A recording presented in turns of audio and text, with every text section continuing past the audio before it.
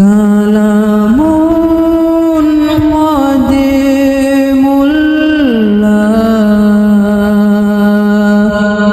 yumillu sama'uhu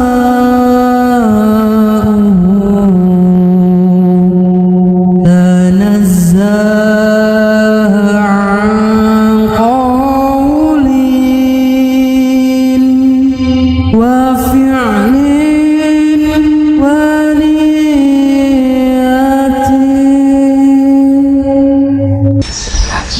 Assalamualaikum warahmatullahi wabarakatuh.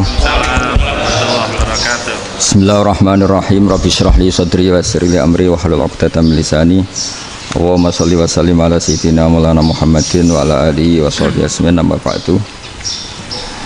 Ini yang saya hormati pertama, pengatur saya ini Profesor Dr. Haji Maskuri. Yang cara ngomong tidak kayak profesor tapi kayak jurkam. Jadi kalau ciri utama akademisi itu kalau ngomong itu teduh, datar, runtut, sehingga memaksa orang lain itu menerima karena runtutan logika yang terbangun. Nah, kalau ini ndak, pokoknya kasar gitu pokoknya orang. Ini agak lazim, agak dalam dunia ilmu. Semua wakil rektor, semua yang hadir yang saya hormati, saya seperti yang dikatakan moderator Pak Sinten, Bapak Anwar, bahwa memang saya tidak boleh terikat sama yang di belakang ini karena ini kayak apa ya, ada satu madhab yang anak-anak Unisma semuanya harus tahu, teman-teman di Unisma, menjelaskan itu tidak lebih baik. Jadi karena seakan-akan belum melakukan. Indonesia itu dulu kedatangan Islam itu tidak pernah dipertentangkan antara Islam dan negara, sehingga diskusi itu sudah salah karena para wali itu tidak pernah mempertentangkan Islam dan keindonesiaan atau kebinekaan. Satu, bahwa para wali itu misinya dakwah, di mana-mana dakwah itu pasti ketemu yang berbeda, mulai beda agama, beda pilihan madhab, beda tradisi, beda kultur.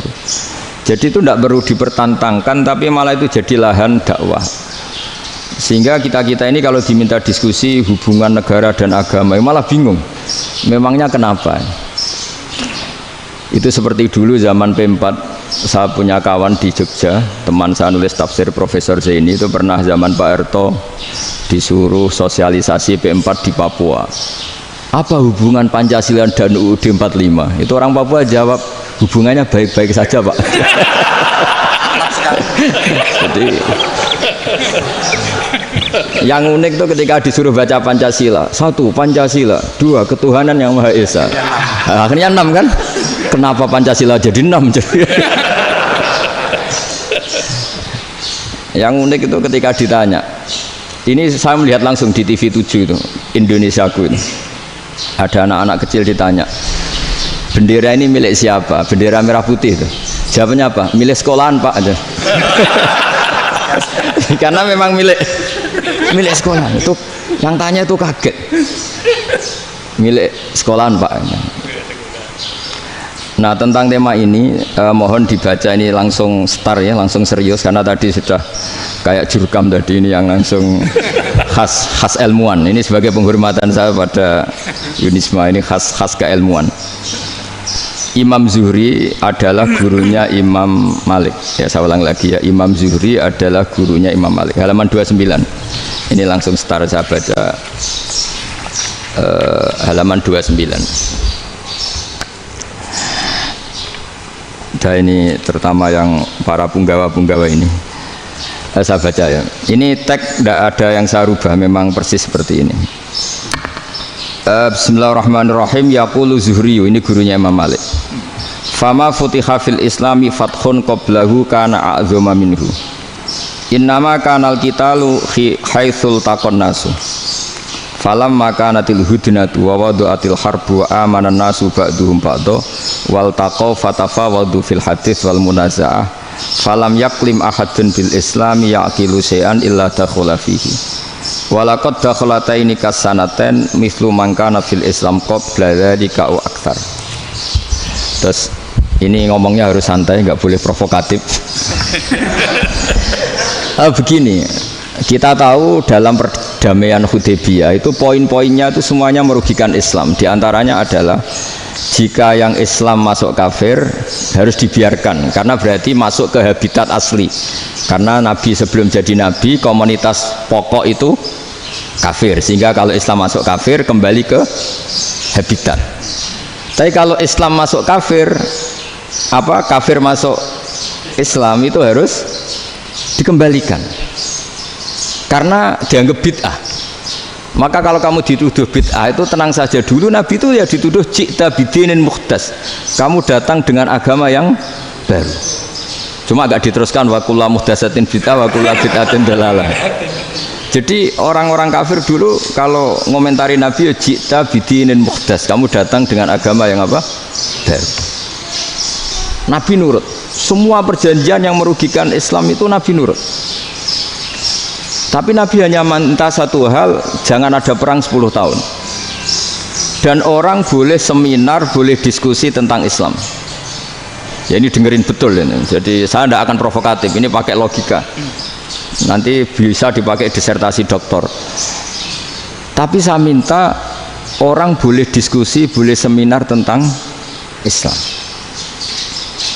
Akhirnya saat itu juga ada orang yang masuk Islam di depan, tulisan itu belum kering istilahnya.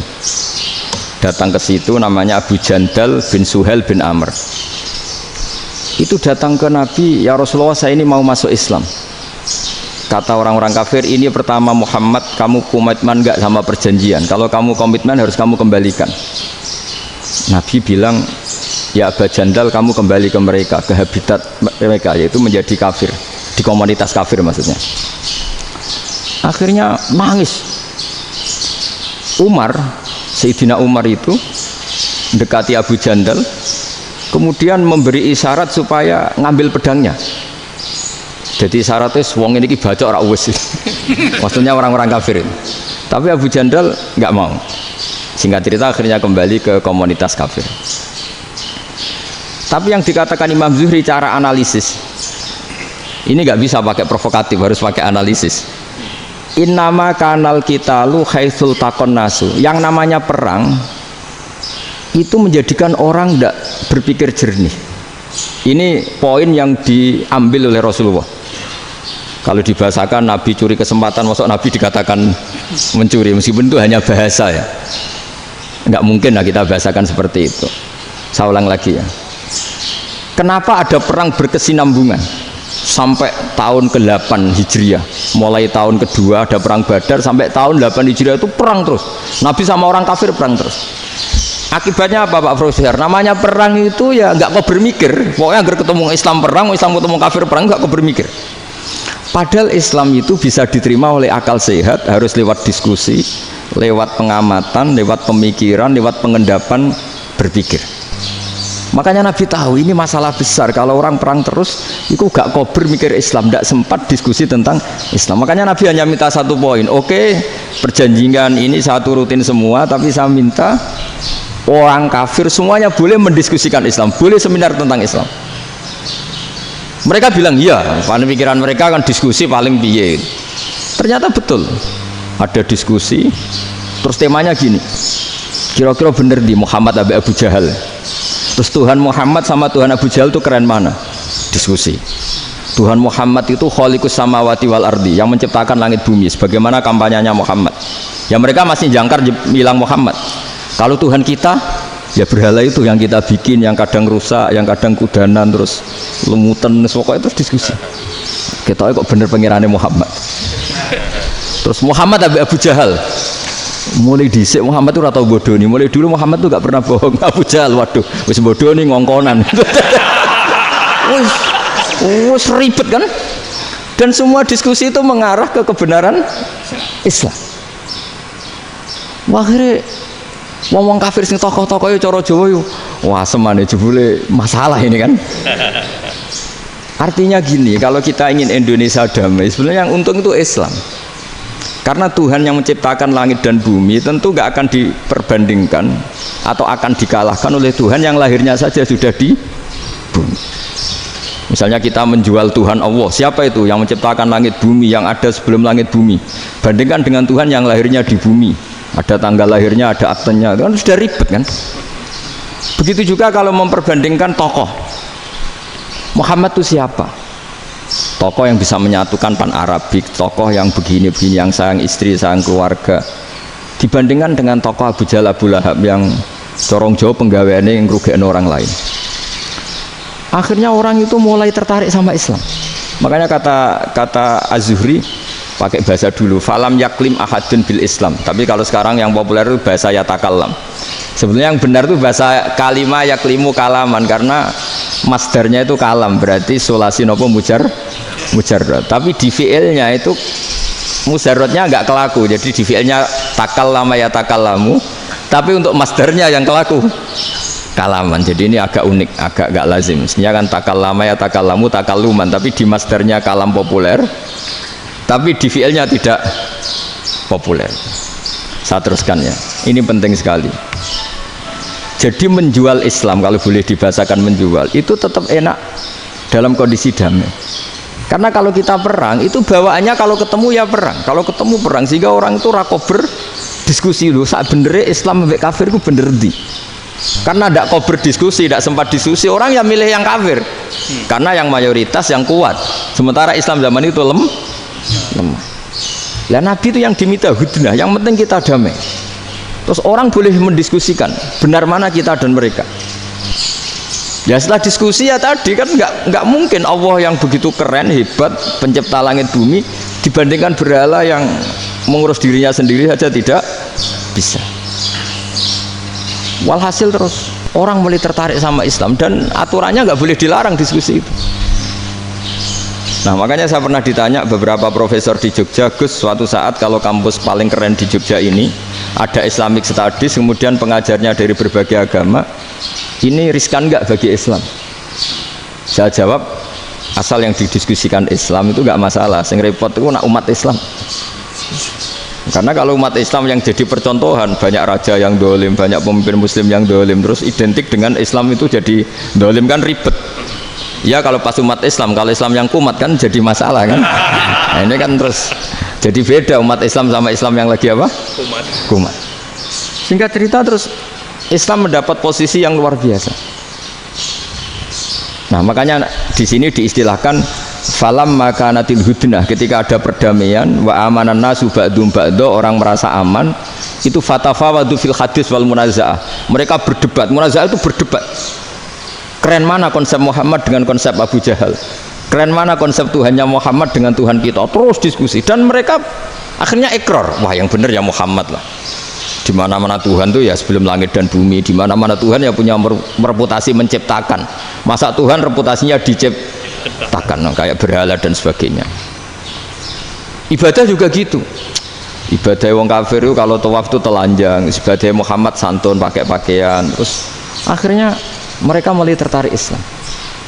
Sehingga saya lihat di beberapa tafsir, saya memang tidak akan ngomong yang tidak serius, ngergani Unisba ben sawangane pemikir serius. Di Quran itu sampean lihat di tafsir Tobari itu ada ayat bal naqzifu bil haqqi 'alal batil fayadmaghuhu fa idza huwa zahid. Qadzafa itu kalau di kamus tak lihat itu takallama bila dalilin. Qadzafa itu ya pokoknya sekenanya. Artinya gini, kebenaran Islam atau kebenaran hak itu kamu taruh sekenanya saja itu tetap menang. Apalagi kamu taruh secara teratur, kamu taruh sekenanya saja itu tetap menang. Sehingga di sini banyak sahabat yang hidup di Cina. Sekarang juga banyak orang alim yang milih hidup di Amerika, banyak orang alim yang milih hidup di Inggris. Dan mereka pede, percaya diri, karena kebenaran itu kamu letakkan di mana saja, itu tetap akan menang, akan menemukan momentum kemenangannya.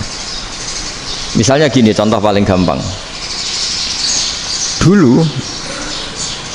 Dulu para peneliti, saya ulang lagi, dulu para peneliti itu ya datang kemana-mana, termasuk Ibnu Battuta, termasuk Ibnu Khaldun, ya semua peneliti itu suka neliti. Setelah diteliti, Quran itu satu-satunya kitab suci yang membicarakan sains, misalnya tentang falak, tentang astronomi, tentang asal-usul kejadian manusia, kejadian makhluk. juga bicara tentang geografi, geologis, semuanya. Sementara kitab lain hanya cerita tentang mawaid wal hikam wal ibar.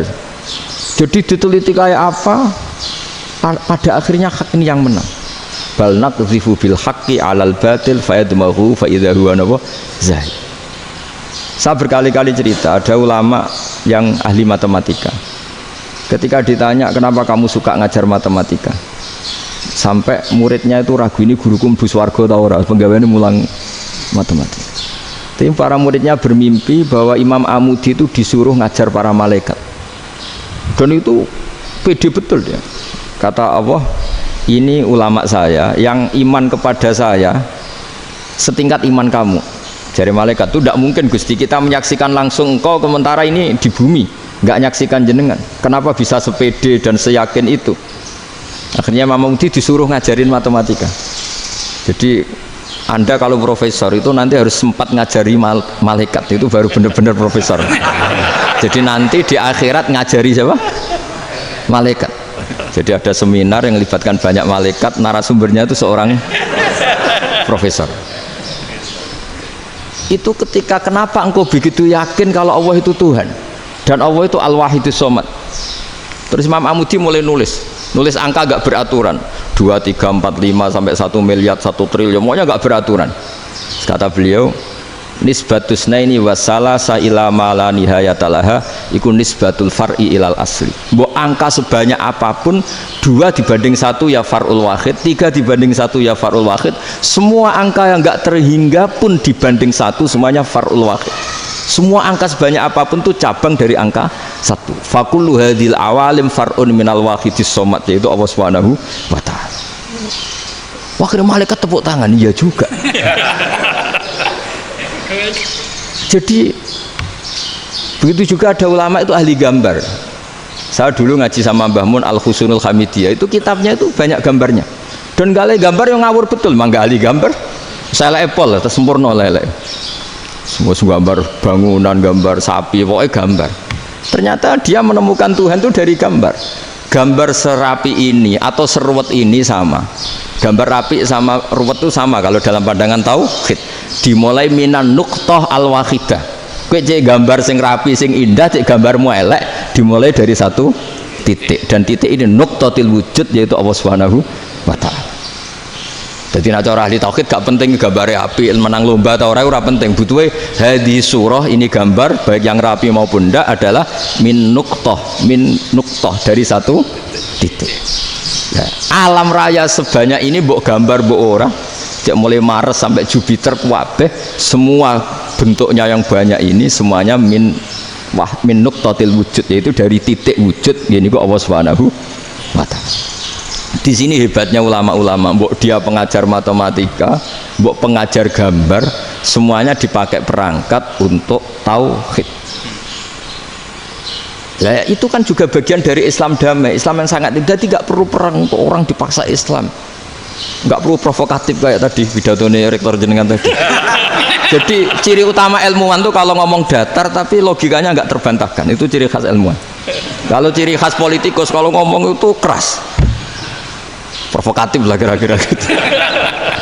Tapi isinya biasa. Nah, saya berharap nanti semua profesor doktor itu datar tapi isinya kualitasnya bagus ini. Mentes. Jadi makanya terus kata ulama, kenapa diistilahkan balnat zifu bil haqqi? Kenapa pakai qadzafa sementara qadzafa maknanya takallama bila dalil? Maksudnya bila dalil di sini itu min ghairi ikhtiyajin ila dalilin. Kebenaran itu memang nggak butuh dalil. Apa kita perlu dalilnya apa? Buktinya apa? Kalau 3 itu cabang dari 1. Wong gendeng yang takut gitu pas orang gendeng. Wong 3 cabang dari 1 kok ditanyakan buktinya apa? Itu min awalil bidah. Pertama orang pasti tahu kalau 3 itu far'ul wahid. 1 juta juga far'ul wahid. 1 miliar juga far'ul. Gambar yang sebanyak apapun ya dimulai dari 1 titik. Cek gambar benar maupun yang tidak. Akhirnya apa? Ulama dulu itu sebegitu rileks nerangkan tauhid. Lalu kenapa asma ini yang ya ini kan khas NU ya, khas pesantren. Sebenarnya saya keberatan pakai istilah khas NU, pakai khas pesantren karena NU itu anaknya pesantren, jangan dibalik pesantren anaknya NU karena sebelum ada NU itu ada pesantren. Tapi kayaknya Unisma lebih suka pakai bahasa NU dan saya ya agak-agak orderan yang terpaksa disuruh ngomong. Ini agak apa ya, agak kacau sebetulnya ini agak kacau. Jadi NU itu sama pesantren itu tua pesantren. Jadi NU dilahirkan pesantren, bukan dibalik pesantren dilahirkan NU. Sehingga barokahnya didirikan pesantren ini, kadang nyuwun sewu sekali Mbah Hasyim itu kadang ide besar beliau itu ora dituruti wong NU. Jadi Mbah Hasyim cara kula kok dadi Mbah Hasyim ya mangkel. Mbah Hasyim itu ngarang meno kentong. Nggih ngarang meno beduk, tapi wong NU nganggo kentong. Beduk. Dan uniknya Mbah Hasyim enggak tersinggung. Karena ciri khas pesantren itu membolehkan perbedaan apa? Pendapat. Itu masyhur khilafnya Mbah Hasyim sama Mbah Fakih Mas Kumambang itu sampai dikitabkan. Saling ngeritik, saling macam-macam lah. Jadi cara berpikir Mbah Hasyim ketika Nabi rembukan, ini gimana ya cara menentukan waktu sholat ya? Ya pakai kentong ya Rasulullah, zakalin nasoro itu untuk orang Nasrani. Ya pakai buk itu trompet, zakalil Yahud itu untuk orang Yahudi. Terus ada yang usul lagi pakai api ya Rasulullah, zakalil Majusi itu orang Majusi. Setelah itu ada orang datang lari-lari cerita mimpi azan tadi. Ya itu terus dipakai sarana pemanggilan sholat ya azan itu. Sehingga Mbah Hasyim menolak kentong. Karena mantas sababi qaumin fahuwa minhu. Beliau keras sekali sampai bilang haram. Beliau judulnya ya haram, al jasus antakhrimin nakus. Setelah naskah itu sampai ke Mbah Fakih Mas Kumambang di Gresik situ, di daerah Dukun situ. Dulu nggak ada WA ya, jadi sampainya ya lama. Makanya saya sampai sekarang nggak punya WA karena ya saya ulama kan, kalau WA-an terus nggak jadi ulama. Nggak jadi ulama main WA-an terus itu. Nah itu termasuk rektor gak kau bermikir itu mesti kebanyakan WA. Karena kan otaknya didikte oleh sesuatu yang masuk, sesuatu yang dilihat itu kan pasti mendikte kita. Beda kalau yang enggak WA-an kan mikir apa kita yang menentukan. Kalau WA-an kan kita ditentukan. Mau mikir anaknya butuh apa gara-gara WA informasi Jakarta mikir Jakarta. Padahal secara kewajiban ngapain kamu orang Malang mikir Jakarta? Gara-gara WA mikir Jakarta belum selesai ada berita di Sulawesi, mikir Sulawesi, habis itu mikir NTT. Makanya semua orang sekarang merasa tokoh nasional gara-gara informasi yang masuk itu nasional. Jadi Mas Yo RT yang mikir gimana Gus Indonesia kok ada RT sampai lupa kalau dia itu RT. Jadi semua orang sekarang merasa tokoh nasional. Dan itu gara-gara apa coba? Akhirnya semua orang juga punya ide tentang nasional. Harusnya negara itu gini-gini. Jebule wonge sing duwe ikon itu sapa? RT. Ribet kan? Saya teruskan. Setelah naskah itu sampai ke Kiai Fakih Mas Kumambang. Beliau itu marah besar. Ini harus dilawan dan saya bukan karena benci Mbah Hasyim. Beliau teman saya ketika ngaji Kiai Mahfud di Mekah. Jadi Mbah Fakih dan Kiai Hasyim itu teman ketika ngaji di Mekah. Terus cara ngelawan tuh lucu, gak ilmiah tapi gak ilmiah wong alim tetap ilmiah. Di mana-mana serupa itu tidak sama. Ya kalau mungkin zaman Nabi di Madinah itu zaman itu kentong itu identik dengan milik Nasrani. Di Indonesia beda. Pos kampling ya kentong, kebakaran ya kentong, wae sarapan orang di LP ya pakai kentong. Jadi tidak ada jaminan kalau kentongan itu identik dengan Nasrani. Lalu haramnya di mana? Yang di mana-mana tasabuh itu identik. Ini tidak identik. Mulai masalah kan? Mulai masalah. Jadi beliau gaya judul Hazruus. Hazruus itu kepala bergeleng-geleng. Sekarangan kok ngene jadi sekarangan kok provokatif gitu gitu. Nah, dan itu Mbah Hasyim ya hormat Mbah Fakih hormat Mbah Hasyim. Saya sendiri secara pribadi itu lebih suka pendapat Mbah Hasyim sebetulnya. Karena bagi saya sholat itu sakral. Ya sudahlah kalau sakral ya dipanggil dengan sesuatu yang sakral yaitu kalimat thayyibah azan. Tapi saya tidak akan bilang kalau kentongan itu haram. Karena kalau haram alasannya mirip orang Nasrani, sementara pos kamling ya pakai kentong, ada banjir ya kentong, ada kebakaran ya kentong, jadi tidak identik untuk misa atau untuk sholat ala Nasrani. Tapi itu dulu ya rileks saja, dua beliau itu ya saling menghormati, padahal saling kritik. Dan dulu ulama yang beda madhab itu ya saling menghormati. Imam Syafi'i itu kalau sholat di kawasan masjid Abi Hanifah ya tidak kunut. Ketika ditanya kenapa kamu tidak kunut sementara engkau berpendapat kunut itu sunat, ikroman di hadal madhab, saya sangat menghormati madhab. Imam Ahmad bin Hanbal itu berpendapat kalau orang pakai bekam, pakai iftisot atau hijamah itu batal sholatnya. Sementara Imam Syafi'i mengatakan tidak batal apa sholatnya atau wudunya tidak batal. Tapi Imam Ahmad itu ditanya, apa kamu makmum Syafi'i? Bagaimana mungkin saya tidak makmum sama wali kutub seperti Imam Syafi'i? Padahal menurut keyakinan Imam Ahmad ini sholatnya batal, ini habis ikhtiqam udah wudu, tapi tetap saja beliau karena perbedaan pendapat di furu' itu lazim. Ya orang boleh berdebat lah. Ketika Unisma datangkan saya itu saking senengnya kiai, apa saking sombongnya sampai ngatur kiai, kan nggak pernah bisa diperdebatkan. Itu kan orang boleh debat kan, itu saking angkuhnya apa saking senengnya, kan nggak jelas kan. Dan orang boleh setuju pendapat saya, yaitu ngatur kiai itu haram. Setuju juga Pak Rektor, ekspresi mahabbah itu ya macam-macam. Dulu sahabat ya gitu, sahabat itu ada yang nggak kenal wajahnya Nabi sama sekali sampai akhir hayatnya. Ketika ditanya, lo kamu itu sahabat kok nggak tahu wajahnya Nabi? Saya tidak pernah berani memandang Nabi karena ijlalan lahu, terlalu menghormati saya sehingga tidak berani memandang wajahnya. Ada sahabat yang penggawaannya dulu wajah Nabi sampai bisa nyifati alfiu faminunil hajib, sampai bisa nyifati detail karena dulu wajah Nabi itu ibadah. Ada seorang wali ditanya, kalau kamu di surga ingin nggak melihat Allah? Enggak. Loh, tapi semua orang ingin melihat Allah.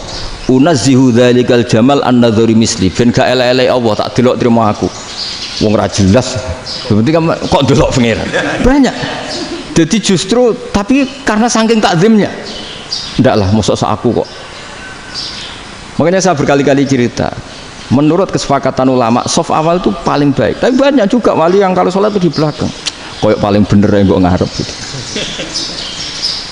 Lu bayangkan misalnya kamu semangat di soft awal nih masjid haram, jebule sholatnya salah. Itu dari malaikat gayane gue ngarep, jebule raro. Itu kan di sini wong, jebule bodoh gitu. Gayane gue ngarep, jebule. Coba orang kalau sowan Mbah Mun, yang berani di depan itu kan ya ketuanya atau jubirnya kan, yang merasa tidak pati pinter-pinter kan mesti di pojokan. Artinya sudut pandang seperti itu ya sah saja, apa? Sah saja. Makanya banyak sahabat yang jarang sowan Nabi, alasannya takut ganggu Nabi. Banyak yang sering sowan Nabi, alasannya seneng Nabi. Yang sowan ya seneng Nabi, yang nggak sowan alasannya seneng. Lu Nabi itu tokoh, punya keluarga, punya anak. Kalau saya sering sowan berarti sering ganggu. Yang sering sowan dia alasan ini khazanah kita harus istifadah. Jadi zaman dulu dia biasa dua sahabat, yang satu milih mahabbah itu milih sering sowan, yang satu juga mahabbah milih tidak sering. Karena pertanyaannya bisa dibalik kan, sering sowan apa sering ganggu coba. Nabi Abedar assalamualaikum, Nabi nimang cucunya assalamualaikum. Ayo bener yang sowan apa bener yang enggak kalau seperti itu. Akhirnya terus diatur sedemikian rupa oleh Quran. Walau annahum sabaru hatta takhruja ilaihim lakana khairal lahum. Jadi sahabat kalau mau sowan Nabi ya nunggu di sufah. Kalau Nabi keluar berarti milik publik. Sekali masuk ke dalam tidak ada sahabat yang berani sowan. La tadkhulu buyutan nabi illa ayyudzana lakum. Kalau soal sampai masuk dalam harus nunggu dipanggil. Karena sekali Nabi masuk dalam itu milik privat keluarga, milik istrinya, milik cucunya, milik keluarganya. Jadi Nabi sekali keluar ke ruang itu berarti milik publik. Itu terus jalan tengah. Karena kalau langsung masuk, bayangkan saya itu sering menyaksikan Mbah Mun habis ngaji 2,5 jam ngaji Jalalain, baru masuk assalamualaikum, padahal yai mungkin mau ke kamar mandi, mau ini itu. Jadi dulu itu Quran sangat modern, sebelum ada dokter ngatur tamu, rektor ngatur tamu itu Islam sudah modern. Dia kan nggak fair kan, misalnya saya ke Unisma harus janjian pakai ini, terus Kalau misalnya kesini selonang-selonong kan lucu kan, mentang-mentang kiai terus juga sowan-sowanan selonang-selonong. Padahal kalau kita mau ke mereka pakai protokol. Sering tidak fair dunia ini. Tapi karena aku kiai oleh gelo ya sudah. Akhirnya saya memutuskan gak gampang kemana-mana karena itu. Saya sering didatangi ajudannya menteri, Gus mau ada tamu dari Jakarta tanggal ini. Mesti saya bilang, mereka milih tanggal yang mereka kosong. Kok tidak mikir apa situ kosong? Tak jawab enggak lah, sebelum diatur bahasanya dan tawaduknya gitu. Akhirnya dibalik, datang lagi, Gus jam jenengan kosong apa, kita menyesuaikan. Lah itu lagi di akhlak kata saya. Itu baru punya akhlak kata saya. Bukan masalah ini, bukan masalah gengsi ya.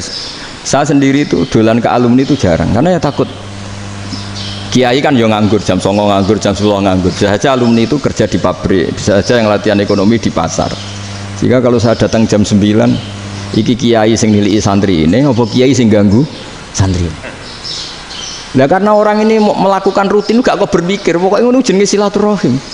Mau nyerah kok berpikir, padahal kalau diangen-angen ini kiai yang nilai santri ini, apa kiai yang ganggu santri ini karena datang di jam kerja. Nah, bayangkan kalau kebenaran dulu itu dikawal oleh satu peradaban perang. Jadi Nabi sesuai diangen-angen mbek Nabi. Perang Badar menang Nabi, perang Uhud menang wong kafir, perang ini gonta-ganti. Apapun itu yang penting satu kesimpulannya, cara Rasulullah kesimpulannya satu. Orang tidak kober mikir kebenaran secara mengendapkan pikiran dengan pikiran jernih. Maka hebatnya Nabi ketika perjanjian, pokoknya saya minta nggak ada perang.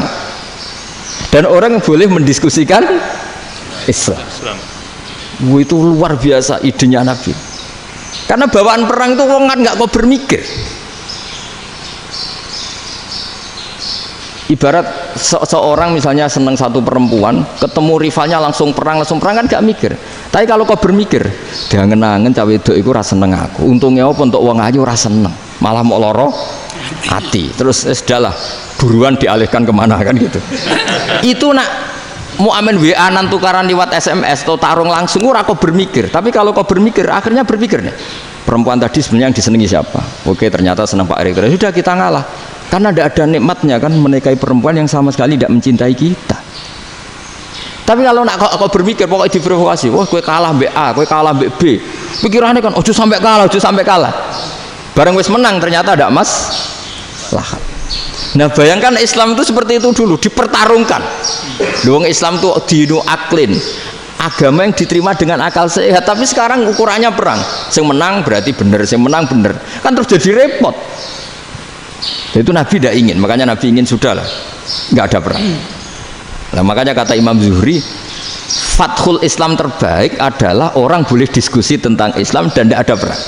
Lagi-lagi penting, tidak perang itu penting, silmun itu penting, perdamaian itu. Setelah tidak ada perang, akhirnya fatafawadu fil hadis wal munazah, orang boleh diskusi apa saja, termasuk boleh adu polemik. Konsep satu Tuhan dan Tuhan banyak diperdebatkan. Akhirnya Nabi secara rileks bisa menjelaskan. Muhammad, urusan kita banyak. Kalau Tuhannya satu tidak cukup, Tuhan harus banyak untuk menyelesaikan berbagai urusan. Ada Tuhan bagi rektorat, bagi macam-macam kan. Ada Tuhan untuk ngurusi utang, ngurusi BPKB, macam-macam. Terus kata Rasulullah, enak saja Nabi jawabnya. Ya kalau kamu punya majikan banyak, perintahnya beda-beda, kamu mangkel enggak, bingung enggak? Ya susah mat. Kalau majikannya banyak, perintahnya beda-beda, kita jadi repot. Seneng mana? Seneng majikan satu. Ya sudah, Tuhanmu itu majikan kamu. Kalau Tuhannya banyak, perintahnya macam-macam, kamu yang repot. Akhirnya ya sudah mat, Tuhannya satu aja. Nah, itu ya barokahnya diskusi tadi, barokahnya enggak perang. Daraballahu mathalan rajulan fihi syuraka'u mutasyakisuna wa rajulan salamal lirajul hal yastawiyani masalah. Terus alhamdulillah. Jadi orang yang paling kafir pun saat itu taslim. Nah ini kembali ke kalimat la ilaha illallah. Saya tidak perlu provokatif, pasti teori saya itu benar.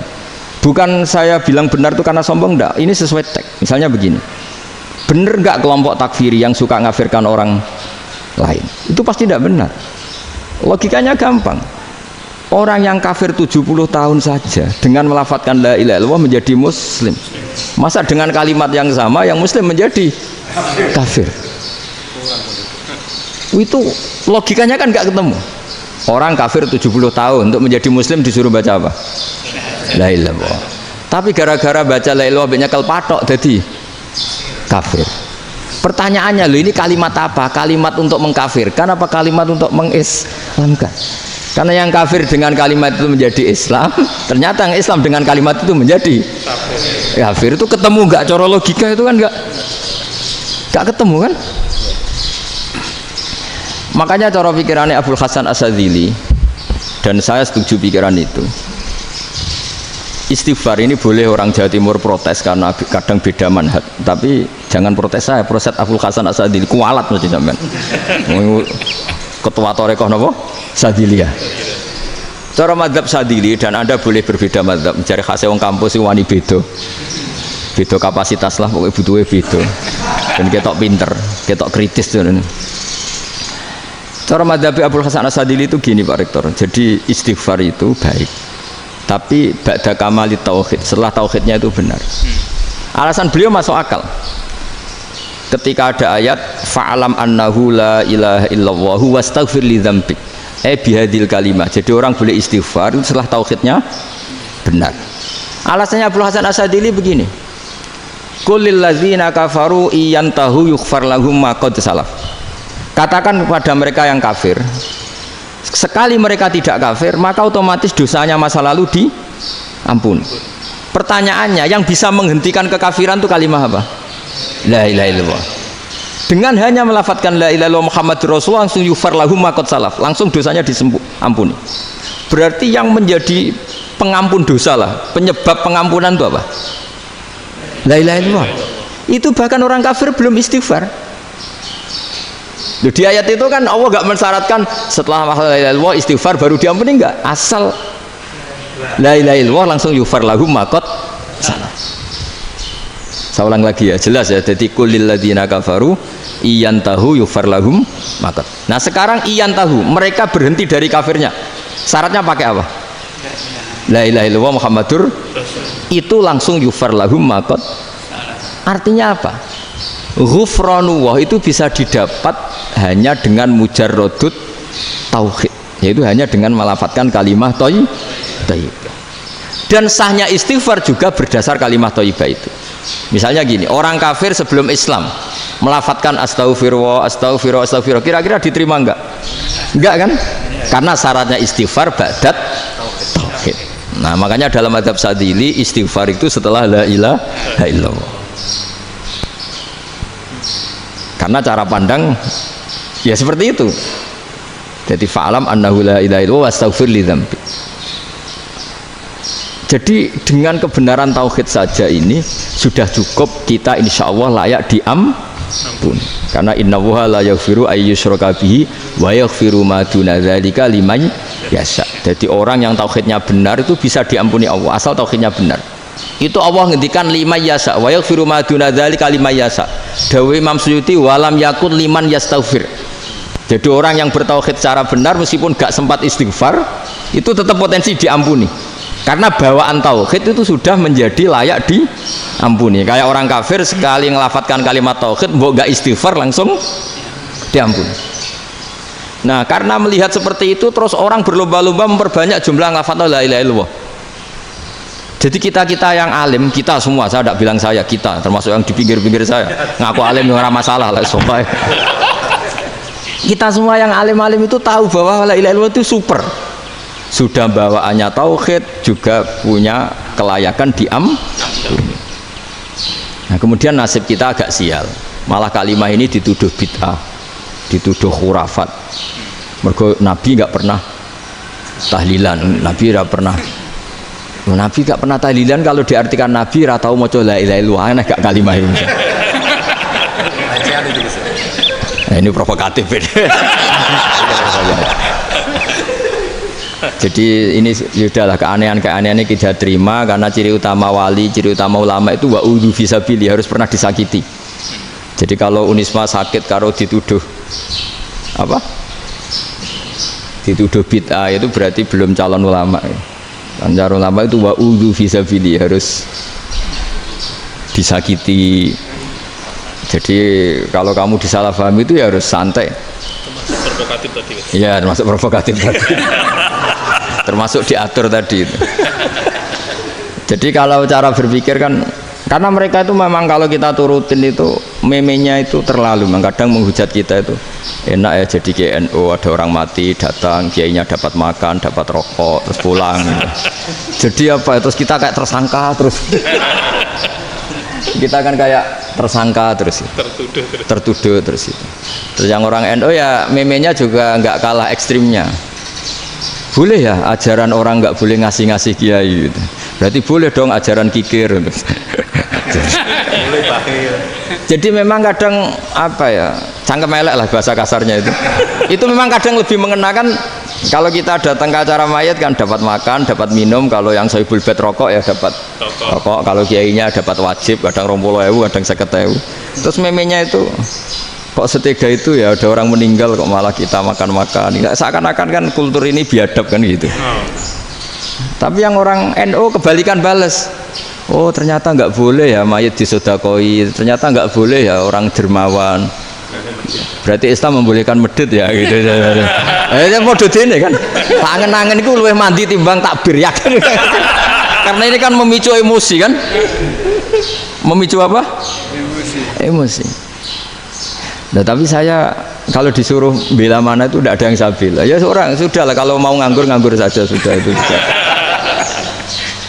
Ya tapi itu memang apa ya, itu khazanah Islam, ada yang kritik ada yang enggak, ya itu memang khazanah, ya biasa aja kalau saya biasa aja. Wajar. Karena dulu ulama itu sudut pandangnya itu ya seperti itu. Ada yang ulama suka ibadah itu sholat, ada yang milih apa tidur. Sampai Imam Ghazali bilang suatu saat ibadah terbaik di zaman akhir itu tidur kan. Sholat saja kalah sama tidur kan. Tapi itu loh ya, yang wajib tetap loh, terus kamu gak sholat wajib. Begini beliau mencontohkan itu. Ada orang sholat tahajud terus obsesinya itu ingin hajatnya terkabulkan. Sementara yang tidur obsesinya nikmati rahmatnya Allah, boleh tidur, bisa tidur. Kata Imam Ghazali, timbang kita tahajud terus nuntut pangeran aduk turu katanya. Mergo engko diakibat terus setan memberi bisikan, lo nyatanya kamu tahajud ya gak terkabul, berarti cerita bahwa Nabi ngendikan kalau doa tahajud mustajab enggak. Daripada ngono kan turu ora tau ndonga. Timbang ngabri-abri Islam ya, timbang ngelek-ngelekin apa? Islam. Jadi ulama itu mulai dulu itu sudah berpikir. Banyak orang menjadikan tahajud salat malam itu media untuk hajatnya. Dan kalau nggak kesampaian ini mutung. Nyalahkan kiainya ijazah ramandi. Macam. Daripada ngono ora usah apa? Tahajud turu wae. Dan jenis kayak ini tuh banyak. Makanya ulama kayak saya itu saenake dhewe itu ya jarak. Saya sering didolani muhibin terus bilang, Gus saya doakan gini-gini, saya mau nyalon bupati atau saya gini. Saya bilang gak waduh orang dongo, nak ramandi darani ulama dongane ramandi. Nak mandi kamu jadi bupati tetap nganggep karena beli. Sopo sing ora roh bupati saya juga beli. Ribet kan? Ketika mereka jadi ngunsurkan doa kamu apa karena kemarin beli? Yang beli maksudnya, nggak beli nggak usah tersinggung. Jadi ribet ngadepin. Nggak, artinya gini loh, boyo doa itu jangan dipakai begitu loh. Kalau minta nasihat tak nasihati, jadi bupati yang baik, gubernur yang, kalau minta doa itu resikonya akhirnya kiai kalau diminta doa ya doa, sebenarnya diisinya itu nggak doa kemenangan. Selamat. Itu nggak selamat gitu. Karena ribet. Makanya Islam itu doa itu setelah iman. Aturan iman benar baru doa. Aturan iman benar termasuk Allah itu yaf'alu ma yasha', boleh melakukan yang dikehendaki. Allah nggak boleh terdikte oleh doa kita, nggak boleh. Ya saya ulang lagi ya, mazhab Hasan Asyadzili ini khas kita. Jadi la ilaha illallah itu didahulukan sebelum istighfar. Tapi kebalikannya mazhab Imam Sanusi itu dibalik. La ilaha illallah itu kalimat yang sakral.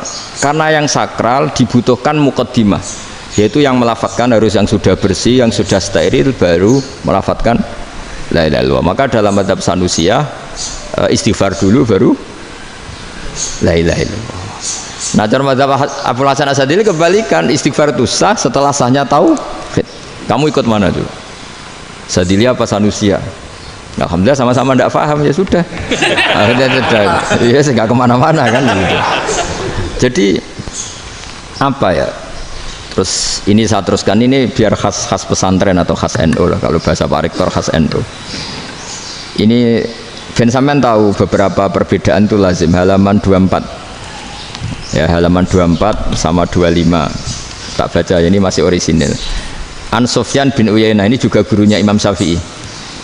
Kata Sufyan bin Uyainah, beliau cerita, kana Isa wa Yahya alaihi salam ya'tiyanil qaryah fayas'alu Isa an syirari ahliha wa yas'alu Yahya an khiyari ahliha. Jadi Nabi Isa dan Nabi Yahya itu satu generasi, sama-sama masih muda. Kalau di satu kampung, yang Nabi Yahya tanya, ini keluarga terbaik siapa? Saya mau nginap di situ karena kumpul orang baik itu nyaman. Kalau Nabi Isa kebalikan, keluarga terburuk mana ya, saya tak di situ. Nah terus akhirnya faqala lahu Yahya lima tanzilu ala syirarin nas, kenapa kalau kamu bermalam kok malah kumpul orang-orang yang nakal? Innama ana tabibun udawil mardo, saya ini nabi barat dokter, di mana-mana dokter yang ngumpuli yang sakit, ngobati yang sakit. Makanya di NU itu ya banyak Kiai Jazab mengumpuli yang nakal-nakal. Nak tepak yang ngentas yang nakal, nak ora tepak ya katut. Ini adu nyali lah sudah gitu. Tapi itu ada ilmunya, yaitu niru Nabi siapa? Isa. Kalau kamu dokter penelitian tuh cari daerah yang banyak pandemi apa yang bersih? Yang banyak pandemi, karena yang namanya penelitian ya di situ kan. Kalau kamu dakwah ngentas kemiskinan, ke daerah miskin apa daerah kaya?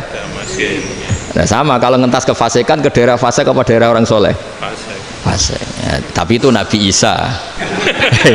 Ya, kalau kamu tidak Nabi kan potensinya kan ngadut itu.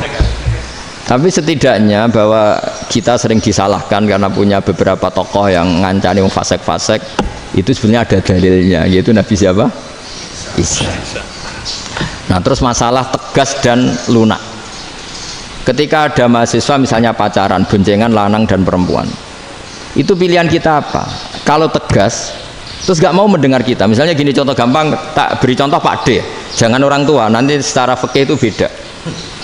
Nah ini kan kita orang pesantren, nah, biasa ngaji fikih detail. Kamu Pak D seorang perempuan mahasiswi misalnya sering pacaran, setiap ke situ sama pacarnya kamu diam saja, padahal kamu dosen keislaman. Mesti pawanaan kamu nyimpulkan ternyata pacaran itu tidak apa-apa, buktinya Pak D itu tidak negur, menengai. Ini berarti as-sukut alal mungkar. Tapi kebalikannya, Pak D ini terkenal keras, nak rono mesti ada aku ponaan, akhirnya yura rono mesti ngerti, nak mesti diamuk. Nah dua orang ini sama-sama gagal kan. Yang lunak menjadikan ponaannya pacaran terus karena enggak negur sehingga dikira membolehkan. Sing keras juga gak sempat bina, wong rono era wani. Akhirnya dua orang ini sama-sama enggak ketemu, sama-sama enggak berkesempatan membina kan? Gagal membina kan? Karena yang keras ponaannya enggak pernah situ, berarti enggak bisa bina kan? Yang lunak membiarkan berarti juga ada bina. Nah Islam itu antara dua itu. Ya agak terlalu lunak, nggak terlalu keras. Karena kalau terlalu keras, misalnya ada kiai terlalu keras, lu masyarakat mau tanya itu gimana? Lari kan? Lu saya ini punya pengalaman pribadi. Saya ini kan kecelok orang alim. Itu kalau pernah ya saya itu berusaha ya pokoknya ya umumnya orang alim lah, tenang terus anteng, nggak gejlok-gejlokan. Itu nggak ada yang tanya. Saya mimpi ketemu beberapa ulama itu disalahkan. Terus umat saya kalau mau tanya itu ke siapa? Wong alim wis wibawa, meneng tambah banget wibawane. Bala Quran sering gojlok rektor macam-macam. Terus wong wanita kok, saya biasa ke pasar pandangan dicegot orang.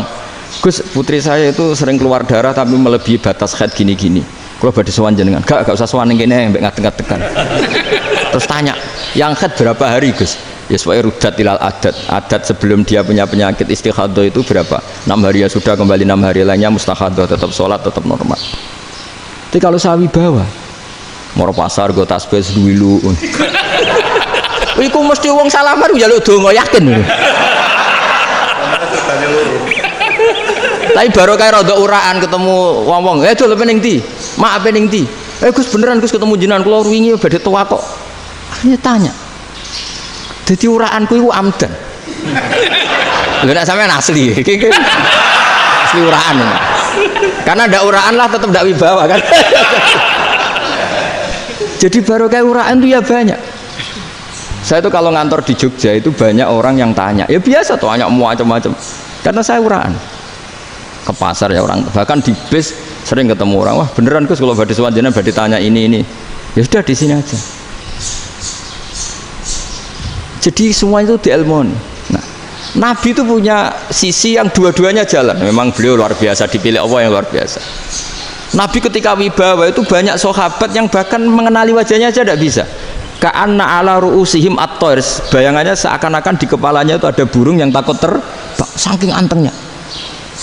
Tapi Nabi sekali mengeluarkan job, sekali santai, itu sahabat tanya itu sampai yang nggak pantas ditanyakan. Nabi saya tadi kumpul istri saya, tapi tidak enzal, itu wajib mandi ndak. Aro'aita law anna ahadana ya'ti imra'atahu wa lam yunzil. Itu ya ditanyakan.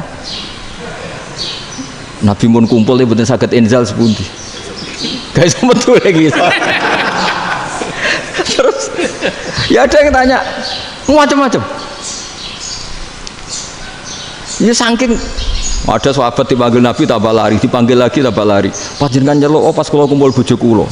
Lah kula kuwatir jenengan orang suci, saya belum mandi, makanya saya lari. Terus Nabi ngendikan innamal mu'min thahir, ya nak masalah ketemu kiai ra apa-apa ijek junub. Sementing kok nak salat ya dhisik. Tapi Nabi sekali pakai mazahirul jalal, tapi pakai wibawanya, itu orang nggak berani ngomong. Tapi sekali Nabi rileks, itu orang bisa tanya apa saja, termasuk halal yang nggak pantas. Lalu ada sahabat itu tanya lucu, tanya Maimunah. Maimunah itu ya cantik tapi sudah agak tua lah. Maimunah, ya umal mukminin, hukumnya ngambung bojo pas Ramadan ubi. Wah gak roh aku, gak tahu diambung kan Nabi pas Ramadan. Tanya Saudah, wah malah orang-orang diambung. Kalau Saudah itu kan wis tuwa itu. Lucunya istrinya jawab, tanya Aisyah yang mungkin Nabi, iya yang mungkin tanya Aisyah. Itu yang usul ya istrinya Nabi Maimunah. Selalu Aisyah, tanya be Aisyah. Ya Amirul, ya Ummul Mukminin gini-gini. Aisyah yang cantik masih perawan kan. Qabbalani Rasulullah bahwa oh Nabi biasa ngambung-ngambung pas Ramadan dan beliau tetap puasa. Akhirnya fakih ngarang kan wa takbil fi Ramadan wa tublah la tubtilu shauma, ngambung ora. Iku ya udah biasa dhisik. Ya nasib bojone ayu. Nah ini artinya seasik itu. Jadi garwane Nabi sing ngrasa wis rodok tuwa. Wah, aku ora tau ya. Kok Aisyah. Serilek itu dulu itu. Maksudnya orang Islam pertentangan itu. Maksudnya dia balik semua ini bedanya orang pesantren sama orang kampus. Kalau orang kampus mau cerita agama itu rahmatan lil alamin, tapi nyontokno rileke ora iso. Agama itu rilek, tapi nyontokno rileke ora iso. Mergo ora pati ngaji. Contohnya ora iso. Dadi mau gawe kaidah Islam itu rahmatan. Jadi Nabi itu lah, Allah juga gitu. Allah itu kalau sudah memperlihatkan mazahirul jalal, itu mbok malaikat Jibril rawani. Ketika Allah dengan mazahirul jalal. Tapi kalau Allah dengan mazahirul jamal, mazahirul apa? Jamal. Iku ya gojo-gojo kan ambek makhluke gojo-gojo. Ya buli-bulian cara sakniki. Ya sampean delok ning hadis syafaat itu, akhiru man dakhalal jannah atau akhiru man kharaja minan nar, itu di beberapa judul. Ada seorang rojul yang ahli neraka ya, dintas baik pangeran, terus ditudono swarga. Gusti, swarga, sengiler tok wong wayu roh, wes wong ngiler tok. Ngerjaluk Gusti mosok roh tok ora oleh mlebu. Jarimu asal mlebu metu kon neraka ora jaluk-jaluk meneh. Sumpah lho ya, gak jaluk apa-apa meneh. Mboten Gusti. Sekali saya keluar dari neraka ndak akan minta apa-apa lagi. Wis. Wallahi, wallahi, la as'alu ghairah. Mesti ghairah khuslah, ghairah tilkal khuslah. Ya niku selain keluar dari neraka saya tidak akan minta lagi. Didono swarga wong do kelon seruwibet kan. Sing bojone elek kan dendam dadi ning swarga iki. Swarga wis macam-macam.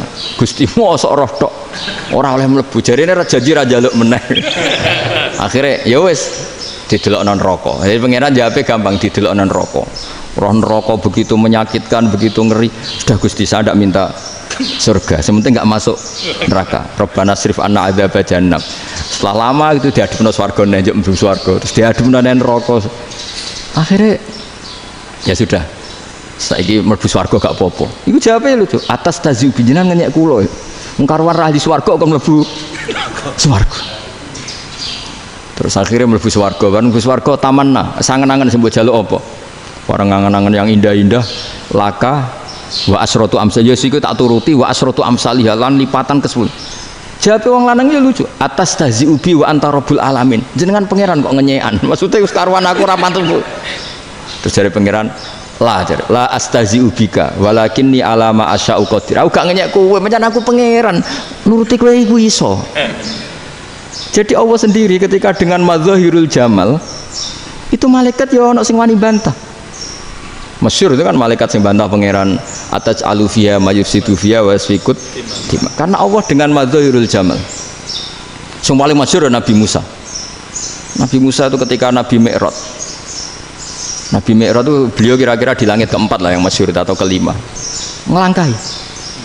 Nabi Musa menangis, "Ya Rabbi, ini apa-apaan?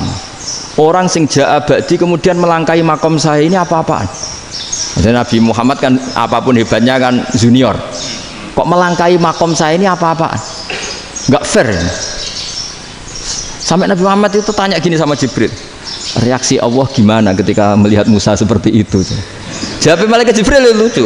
Ya rohidatahu, Allah sapal gayane Musa. Biar. Jadi lucu. Ya dibiarin aja sama Allah. Tapi wong jenenge Nabi Musa itu kekasihnya Allah. Tetap berkah bagi kita. Betul. Ketika setelah Mi'raj diwajibkan sholat 50, gentenan Nabi Musa kelihatan nabinya. Sebenarnya Nabi Musa itu sebetulnya loh, gak nguntungkan kita sebetulnya. Tapi yang nguntungkan, sebenarnya tidak niat nguntungkan kita, tapi nguntungkan. Nabi Ibrahim kan di langit ke-6, keren lah. Konti jong ketemu Allah ngeten-ngeten kan sholat seket. Karena Nabi Ibrahim terkenal Nabi baik, ada bantah. Bareng Nabi Musa. Kenapa diceluk pangeran? Kula akan sholat ping 50. Inna ummataka la tutiku dalik. Wah, gak kuat umat. Serai-rai gak umatmu ora ngarah kuat 50 obat. Tapi sebenarnya Nabi Musa itu niatnya bukan membela kita. Fa inna ummati la umatku sing gagah-gagah ra iso meneng umat. Berarti sebetulnya ya itu masih pakai gengsinya sebetulnya. Wes ngono-ngono lah sementing kita untung. Sebetulnya dia itu gak terima wong umat saya aja yang lebih kuat. Gak kuat apalagi umatmu. Nah terus sebutin irji ila rabbika fas'alhu takhfif. Itu berarti Allah dengan madzahirul jamal. Sudahlah, datang ke Allah minta keringanan. Allah itu baik. Minta, ambek Allah ya diringana mau 5 tok. Jadi cek 45. Balik ke Nabi Musa, piro 45, cek ra kuat umat. Wong umatku ora kuat. Jadi sebenarnya dia bilang umatku ora kuat. Lho cara Nabi Muhammad model wong Malang. Yo beda umatku mbek umatmu. Ribet kan? Itu. Loh, Nabi Muhammad kan tidak seperti itu kan? Tidak punya akhlak Malang kan? Akhlak. Maksudnya akhlaknya mujur itu loh, akhlak yang baik gitu. Ya akhlak yang mujur, bukan yang Malang gitu. Jadi Nabi ya manut. Tinggal 40 kan, dikurangi lagi 35 sampai 9 kali kan? Masyhur itu. Ya kan kalau dikurangi 55 kan berarti turun naik kan? 9 kali. Itu setelah 5 itu Nabi Musa cek usul masih ragu. Itu cara Nabi munggah nentek. Ini entek ya. Terus iya doa tuntas betul. Sebebas. Terus munggah ado-ado lha opo? Ngapain itu? Akhirnya Nabi Muhammad sudah sampun ya kalimah Allah. Saya ini malu sama Allah Musa.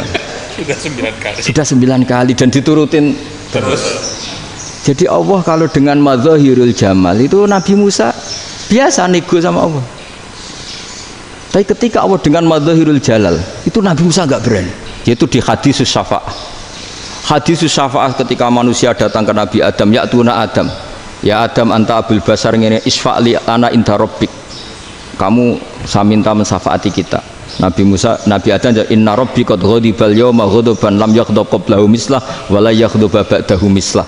Ini Allah sedang murka besar dan tidak akan murka seperti ini lagi. Sudah saya tidak berani, nafsi. Nabi Ibrahim enggak, termasuk Nabi Musa ketika di itu ya enggak berani.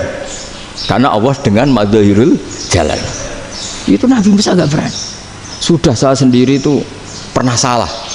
Yaitu saya membunuh seseorang yang enggak disuruh oleh Allah membunuh itu, yang pas jotosi orang Kipti. Akhirnya datang ke Nabi Muhammad. Pas ke Nabi Muhammad, Allah dengan madzahirul jamal. Apa dengan madzahirul jamal sampai Kanjeng Nabi ngendikan analah, saya akan memintakan syafaat kalian. Terus fa ahmadu rabbi bima hamida allamaniha rabbi. Saya muji Allah dengan pujian-pujian yang orang lain tidak tahu, hanya saya yang diajari, kata Rasulullah. Nah di sini menurut banyak ulama termasuk kitab yang saya baca, kenapa Muhammad sebagian namanya Ahmadu? Itu dari af'al tafdil, fa Muhammadun Ahmadu min ghairihi. Muhammad Rasulullah itu kalau muji Allah di atas cara mujinya nabi yang lain. Jadi Ahmadu bukan dari fi'il mudhari' lil mutakallim, tapi dari af'al apa? Tafdil. Fa Muhammadun Ahmadu min ghairihi. Bahwa Kanjeng Nabi Muhammad sallallahu alaihi wasallam itu cara mujinya Allah di atas pujian para nabi. Makanya di sini Sayyid Ali Zainal Abidin kalau muji hamdal hamidin wa fauqa hamdil hamidin. Jadi pujian saya ini di atas rata-rata cara mereka apa? Memuji. Yaitu sirinya apa? Nabi itu tahu bahwa akhirat itu tidak bisa batasi Allah. Kamu tidak bisa nyemprit Allah. Allah, ini akhirat loh. Amal sudah tidak manfaat. Ingat itu. Tidak bisa seperti itu. Allah itu nggak bisa tunduk sama konstitusi yang bernama akhirat. Artinya Allah meskipun di akhirat tetap duwe hak yaf'alu ma yasa atau yaf'alu ma yurid. Nggak bisa kamu terus wah ini akhirat amal ra iso dikirim wong mati, amal ra iso dikirim. Yo pangeran kok mbok atur. Kalau kita yang mengirimkan tidak bisa, tapi kalau Allah tetap bisa. Makanya ada kiai mengatakan kodok qadar ra iso dirubah, itu kamu. Makanya ada seorang kiai ditanya, kodok qadar ra iso dirubah sekali dicatat selesai. Jari kiai tadi, tapi nak Allah iso. Dalile apa ya huwa ma yasha wa yusbit. Nak Allah ya iso, sing ra iso kan kita. Nah, Nabi itu tahu betul meskipun akhirat itu Allah masih bisa dinego saking baiknya. Akhirnya Nabi sujud, masyhur itu terus, ya Muhammad irfa' ra'sak wasal tuta wasatu safa. Semat sirahmu angkat, kujo apa tak turuti. Terus semenjak itu Nabi minta apa? Syafa. Artinya apa? Ketika Nabi lain berpikir bahwa akhirat ini membatasi amal karena sudah Nabi tahu betul kalau Allah tetap Allah yang enggak terbatas kekuasaannya, enggak terbatas rahmatnya juga saat di akhir. Makanya disebut fa Muhammadun Ahmadu min ghairihi. Makanya wa mubasyiran bi rasuli ya'ti mim ba'dismuhu Ahmad. Jadi makanya terus banyak GNU sing macam-macam lah. Sing ana sing potongane wedi terus hati-hati. Niku berarti makome Madhahirul Jalal. Ana sing amen guyon nek makome Madhahirul Jamal. Ana sing ra jelas ngene iki, sing ra jelas. Nak guyu buanter kok nak nangis yo buanter. Jebule urusan utang lah ini sudah yang udah. Jadi makanya yang rileks saja. Sebenarnya agama ini santai, rileks karena agama ini harus bifarohin wasururin. Enggak boleh agama ini dibawa dengan kekerasan, dengan antisosial. Karena agama ini harus kul bi fadlillah bi rahmati fa bidzalika falyafrahu, harus senang, harus rileks. Makanya saya jadi kiai itu senang takutnya gini. Sekali saya tidak senang jadi presiden buruk. Ternyata jadi wong alim ora enak. Itu contohnya. Sampean merengut terus uripe susah. Nanti orang tidak berani jadi orang alim. Makanya saya buktikan bahwa saya lebih bahagia dibanding rektor. Nanti orang yang jadi rektor semua gak ingin jadi orang alim. Saya pernah ketemu sekian rektor di Jogja tanya, Gus, kenapa jenengan bela-belain pesantren sampai segitu? Kan keren kampus NU, sekarang ada Unisma, ada NU Jogja, ada NU Jepara gini. Terus tak bilangin gini, sampai rektornya itu istighfar akhirnya. Saya bilangin gini, ini sekaligus tak kasih tahu ini rektor Unisma ini. Tak bilangin gini, andai kan tidak ada kiai kayak saya itu Islam bisa tutup. Kok bisa Gus? Misalnya ada perempuan haid faqal adat. Itu kalau untuk tahu hukumnya haid daftar dulu ke Unisma, daftar dulu kan, setelah daftar nunggu pelajaran haid, baru tahu haid setelah 3 tahun dari masalahnya gitu. Tapi baru kayak kiai ketemu saya di jalan, Gus anak kula nu haid ngeten-ngeten mboten normal, hukumnya piye? Oh hukumnya ini dibalekno ning adat, ora usah registrasi, ora usah daftar. Jadi ya harus ada istighfarnya lah. Unisma juga harus istighfar, semuanya harus istighfar. Karena ada sisi yang nggak mewakili kebutuhan Islam. Tapi saya sebagai kiai juga istighfar. Karena fakta hukum mengatakan yang boleh jadi KUA yang jabat, yang boleh kemenak yang punya gelar. Dan ini yang mengawal Islam secara undang-undang karena mereka yang bikin. Nah karena kiai tidak punya gelar tidak bisa jabat di situ. Saya juga istighfar. Jadi tidak sampai entok yang istighfar. Karena yang kebutuhan ini terwakili yang punya gelar. Tapi yang punya gelar juga harus istighfar tadi. Mosok kepen roh hukum khet ngenteni kuliah se. Ngentek itu aja nanti nunggu guru yang pas mata pelajaran itu. Terus kapan dekne salate wong jawabannya belum ketemu. Tapi baru kayak saya kan ketemu di jalan tanya. Gus saya sering ketemu. Gus saya ini bapak angkat.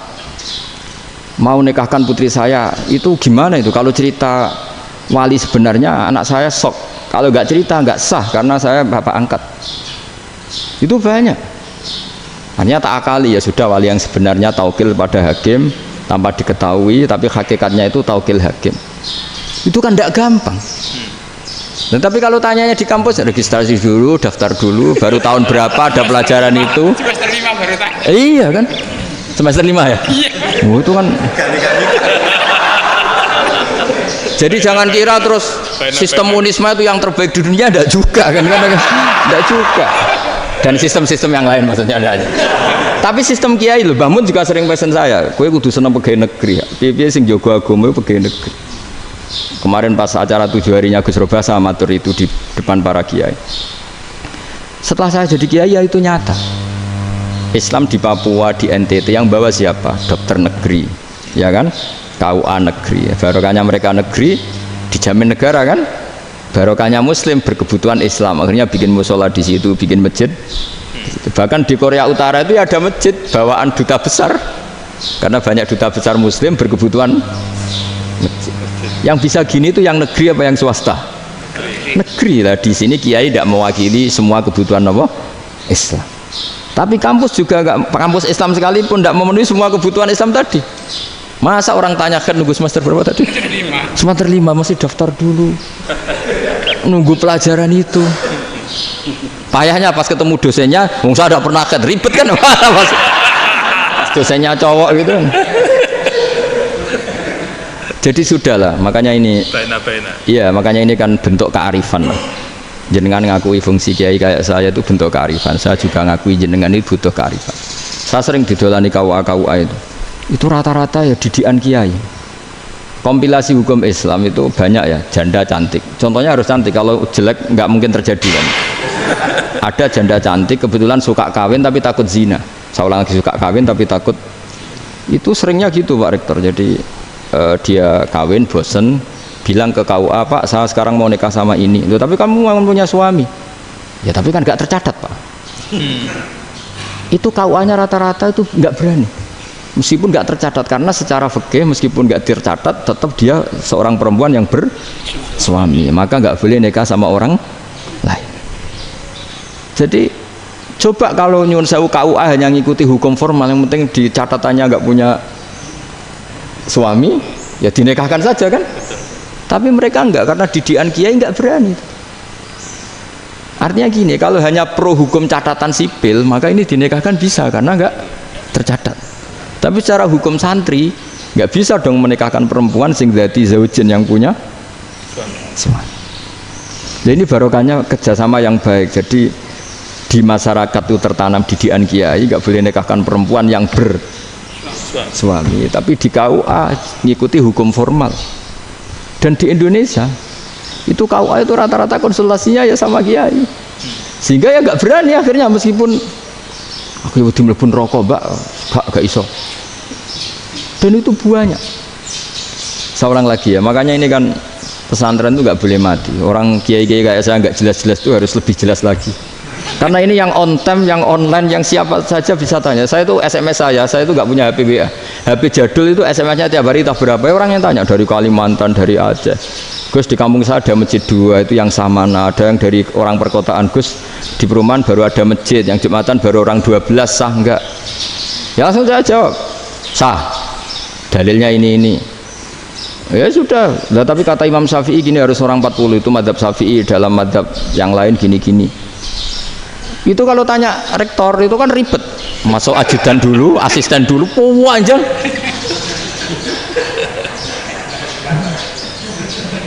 Wah itu kan ribet kan? Manggil dosen dekan VAI dipanggil, dekan VAI nggak mau langsung jawab, cari dosen yang nekuni itu. Usul fikih saya nekuni itu baru seminar, nunggu dulu mbak ini orangnya baru. Panjang kan? Bisa tutup Islam kalau kesuwen. Coba kalau tanya kiai kan enggak ketemu di jalan. Dulu Mbah Zubair kata Mbah Mun. Saya termasuk santri yang diapresiasi Mbah Mun. Dhisik Mbah Zubair ya ngono, anak nong takok ape sowan gak oleh. Gak takok ning kene ae. Jangan biasa ditanya orang ngedek-ngedekan. Ya alhamdulillah ilmunya cukup, kalau gak cukup ya engko sik. Jadi sebetulnya orang sopan itu ya agak-agak ada yang ditutupi sebetulnya. Mboten prayogi teng dalan nginjang mawon matur. Ya sebetulnya sebenarnya memang ilmunya agak cukup gitu. Tapi itu sebenarnya secara fikih itu haram, menunda itu haram. Ya haram tuh, coba bayangkan ya, kalau tanyanya sekarang, Gus saya ini sudah keluar darah 1 bulan penuh, padahal normalnya hanya 6 hari. Saya nanti sholat enggak? Kalau nginjang mawon dugi kula, berarti kan hari ini belum ada keputusan. Sholat apa enggak kan? Tapi karena modus tadi, boten prayogi nggih ngendikan ngoten teng dalan nginjang tengen kula. Itu kemungkinannya 2, sopan atau goblok, itu saja. Kayaknya kalau sopan enggak lah. Kayaknya enggak lah kata saya. Karena secara fikih itu jelas haram. Bagaimana mungkin sesuatu yang harus dipraktekkan nanti duhur dijawab besok, berarti duhur, asar sampai subuh belum ada jawaban, berarti nggak ada sholat kan? Ya, makanya dibutuhkan orang-orang alim yang kultural seperti ini, dan NU menghormati kultural. Tapi Mbah Mun juga sangat menghormati Islam formal, karena tadi produk-produk formal itu bisa dilembagakan oleh negara, dan itu kita ikut untung. Makanya Mbah Mun itu kalau punya tamu KUA, punya tamu polisi sampai pejabat itu. Kenapa saya contohkan KUA? Supaya jangan kira seperti pendapat orang-orang hasud, wah ya mesti aja disolani presiden seneng, menteri seneng. Enggak juga, sebenarnya semua kiai itu mulai KUA sampai polisi, polsek, polres itu seneng semua, karena sama-sama diajak mengawal bangsa ini, diajak mengayomi semua masyarakat. Tapi kadang-kadang masyarakat ngeritiknya, jenenge kiai disolani menteri ya seneng, presiden. Padahal yang sowan kiai itu ya mulai KUA, Kapolsek, kepala desa, RT, mudin. Itu mudin kalau tanya ya lucu-lucu. Gus kalau nate nyembelih pitik kemanian, pitike gede man. Akhirnya wis ngerti nak kemanian langsung tak sebelah meneh terusane ku sah ta ora. Ribet. Ya tak jawab, lah pitike masih ku jek urip ta ora? Terus urip Gus, wis sah cara mazhab Malik kerja urip. Karena itu ada perdebatan antara mazhab Malik dan mazhab Syafi'i. Nah cara Imam Syafi'i itu agak ketat. Hewan yang punya kehidupan sudah mutharibah, misalnya ayam jago, contohnya harus jago, karena kalau ayam kecil diikhlaskan haram. Jadi yang cilik wae kan gitu. Fikih itu ya, fikihnya orang Indonesia itu pecundang. Kalau ayam kecil nggak ditanyakan, mate ra wis. Kalau jago ditabrak truk kejet. Andai kan nggak disembelih pun mesti mati. Itu cara mazhab Syafi'i itu haram. Karena penyembelihan ini tidak menjadi penyebab kematian, tapi memang karena kecelakaan tadi. Jadi cara mazhab Imam Malik enggak. Andai kan enggak disembelih, matinya kan 2 menit lagi atau 1 menit lagi. Andai kan enggak disembelih, berarti mati sekarang itu bawaan peso apa bawaan kecelakaan? Ya sudah halal gitu caranya. Nah akhirnya ya saya bilang ya sudahlah, kita semuanya Malik. Jadi cara debat, cara Imam Syafi'i enggak, cara berpikir itu sudah tidak kehidupan yang normal, yang dimana-mana penyembelihan itu mematikan yang hidup normal. Jadi agak ketat. Sehingga dalam contoh kemanian, kalau dalam bahasa Jawa nyembelih agak sempurna terus pesonya jatuh atau apa, itu kalau pakai mazhab Syafi'i agak kesulitan. Jadi kalau mazhab Malik asal diselesaikan secara fauron, dan juga sebagian mazhab Syafi'i itu halal. Nah orang mesti tanya gitu, Gus, wedhusku tabrak truk, man Gus kejet. Nak pitik cilik ra ditakokno. Makanya termasuk kritiknya Mbah Mun, tapi ini mazhabnya Mbah Mun ya, kamu boleh ikut boleh ndak, karena ini urusan ndak penting. Dewe wong lucu, nak ditakoki yuyu muni haram mergo amfibi. Yuyu ngerti ya, Man? Yuyu nggih. Tapi nak ditakoki kepiting muni halal. Mergo nak yuyu haram gak eman, nak kepiting eman. Besar. Padahal alasannya coba, kenapa yuyu haram? Karena amfibi kan, bisa di air, daratan. Pertanyaannya, kepiting seperti itu ndak? Iya. Nah, tapi kepiting kalau haram kan eman. Karena besar. Karena besar kan. Kalau yuyu silahkan haram kan gitu. Artinya apa? Fikih kita ini agak-agak pecundang gitu, agak-agak. Pertimbangan. Iya, ini lucu kan? Kualitatif. Coba alasannya yuyu haram karena apa? Amfibi kan? Hidup dua alam. Pertanyaannya kepiting seperti itu enggak? Iya. Iya, kenapa kalau orang tanya, yuyu haram apa halal? Rata-rata jawab haram gitu. Tapi kalau kepiting mulai khilaf. Loh mestinya kan sama kan? Lah itu karena unsur imannya gitu. iya tadi saya juga sering melihat tonggo-tonggo itu ayam cuwilik sakmene ketabrak truk, nggak ada yang tanya. Tapi saya pernah jalan-jalan di Naruan sini, ono jago ketabrak, sing duwe langsung marani kula pas saya naik motor, Gus ini halal apa haram? Nah langsung kula sebelah halal apa haram? Wis kanggo kowe halal ya halal. Karena saya tahu tak jawab haram mesti kecewa itu. Aduh, kiai ini beratnya kan. Ya akhirnya ya saya setelah itu Fatihah Imam Syafi'i ngapunten umat kula nu rahasia mangke madzhab jenengan tuh ndak siap. Untuk masalah ini tidak sama. Iya kan akhirnya pakai madzhabnya Imam Malik tadi. Ya tak Fatihah Imam Syafi'i ini mboten niat nglawan jenengan. Tapi ngobati tiang eman. Mergo pitike besar itu. Jadi ini kan cerita ya, itu makanya yang rileks saja lah, bahwa Islam ini yang rileks, yang menyenangkan, karena ya agama ini harus menyenangkan. Raditu billahi robba, raditu itu senang banget, ridho itu puas, nggak boleh beragama pertuntungan terus emosinan, ya marem atau raditu itu marem, jadi yang nyaman. Ya saya kira demikian. Assalamualaikum warahmatullahi wabarakatuh. Waalaikumsalam warahmatullahi wabarakatuh. Pelajari loh Pak. Ya, bagus. Pon, alhamdulillah. Satu aja yang di sini benar. Oh satu aja. Syarat. Nggih, tambah syarat. Jadi mungkin ada satu pertanyaan aja, satu saja. Bukan keluhan. Bukan keluhan. Ini mumpung Gus Bak pada Madhohirul Jamal. Iya, Madhohirul Jamal. Sebentar lagi sudah jalan. Sebentar lagi sudah Madhohirul Jalal. Jadi gak kena ditakoni. Monggo setunggal mawon. Mikir. Ya bagus. Niki ambil. Nggih. Ampun dawa-dawa terus Gus. Ya jagal-jagal ya. Assalamualaikum warahmatullahi wabarakatuh. Saya Fadil, alumni Unisma yang kuliahnya paling lama. Oh, ya. Masih di jalanan. Gus, pertama saya muhibin jenengan ngikuti 3 tahun terakhir kayaknya. Sepertinya ketika Mbah Hasyim Asy'ari hadir di tahun 1900-an sampai mendirikan itu kok suasananya sama seperti Gus Baha hadir di tengah-tengah situasi genting Indonesia ini. Saya kira yang memunculkan nama Gus Baha di banyak media online yang saya amati itu malah awalnya dari kelompok bukan kita gitu. Dan itu kami melihat bahwa apakah nanti 1926 dan 2026 satu abad NU, saya kok termasuk orang yang punya apa ya semacam harapan gitu Gus Baha bisa, ya mungkin kalau beliau Mbah Hasyim Rais Akbar, sekarang Rais Am, nanti ada istilah barulah tengah-tengah antara Rais Am dan Rais Akbar. Karena setiap satu abad harus ada mujadid dan kami berharap nah kamu aja tak angkat. Itu yang pertama, artinya mohon maaf Gus.